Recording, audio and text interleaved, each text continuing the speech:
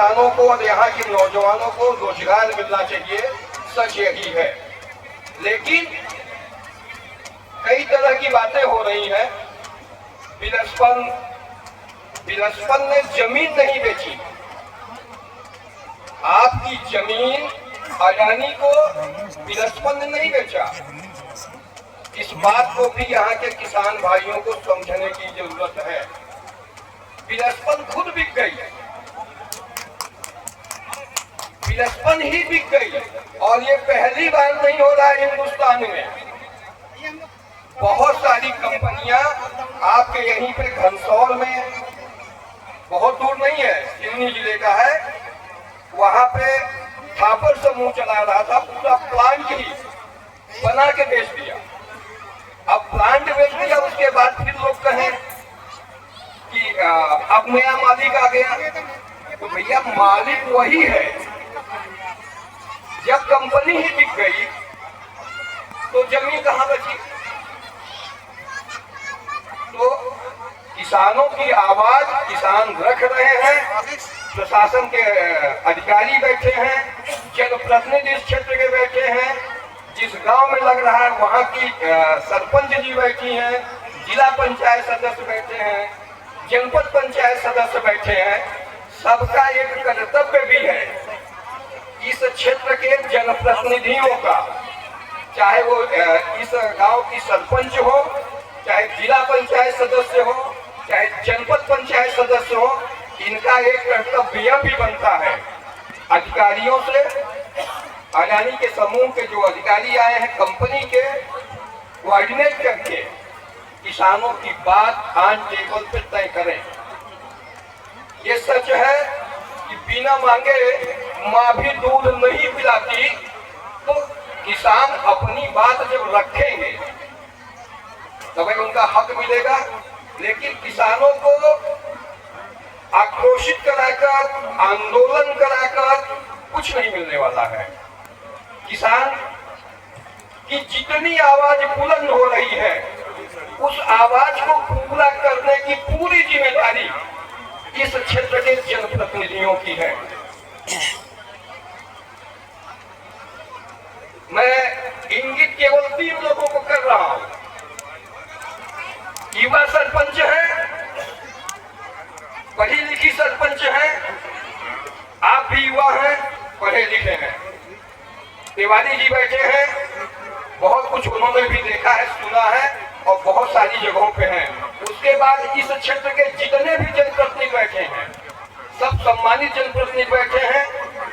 किसानों की जितनी हक की आवाज, और ये भी तय है कि किसान जो भी आवाज उठाएंगे, हमारा अखबार उनके साथ उनकी आवाज को दुगना बुलंद करके भोपाल से लेकर दिल्ली तक पहुंचाएगा। ये मेरा भी आपसे वादा है। लेकिन वही आपसे एक वादा या एक निवेदन यह भी है कि आप थोड़ा सा नियम कानून को भी देखें। आप किसी के कहने पे, आप किसी के लोगों पे बहकावे में ना आए।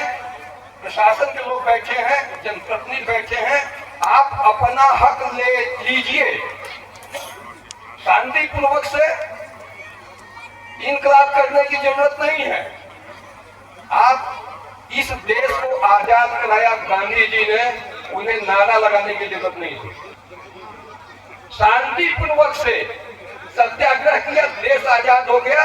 और उस गांधी के फार्मूले पे चल के आप अपना हक लीजिए और कोई भी ताकत आपको हक देने से नहीं रोक पाएगी। ये भी मेरा आपसे वादा है। आप अपनी बात रखिए। दूसरी बात आ रही प्रदूषण की। प्रदूषण में मैं एक चीज बोलना चाहता हूं। ये जो इकाई बन रही है अल्ट्रा सुपर क्रिटिकल है। हिंदुस्तान में जितने भी पावर प्रोजेक्ट चल रहे हैं वर्तमान हालत में, उसमें इस इकाई का सबसे नया षड्यंत्र है, जिसमें कि ये गारंटी है कि 5% भी कोई प्रदूषण नहीं फैलेगा। आप उठा के उसको देख लीजिए तो प्रदूषण की बात तो अपने आप खत्म हो जाती है। जब प्रदूषण फैलेगा ही नहीं अल्ट्रा सुपर सिस्टम लग रहा है यहाँ पे, तो ये बात है कि ये होगा।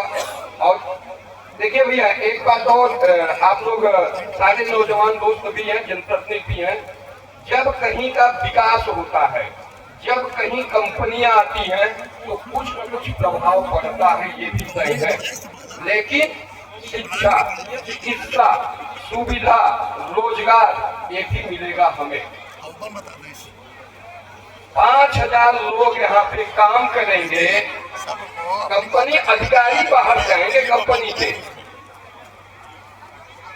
मजदूर यही रहेंगे।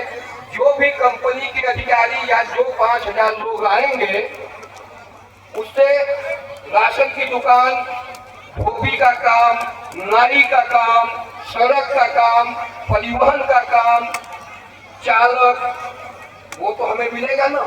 हमारे बेटे, हमारे भाई जब पढ़ लिख के योग्य बनेंगे, तो यही कंपनी में नौकरी भी उनको मिलेगी। तो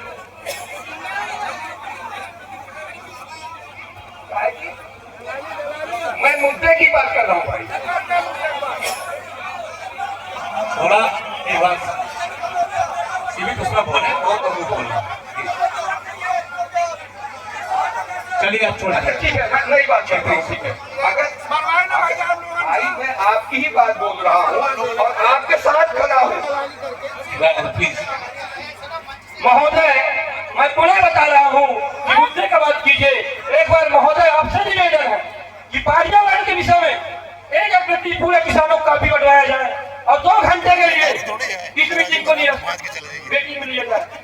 और अगर नहीं होता सर, अगर नहीं होता है तो कंपनी का कोई भी विशेष व्यक्ति यहाँ आके बोले कि मैं पर्यावरण के विषय में ये करना चाहता हूँ, हमें उस विषय में जानकारी नहीं है,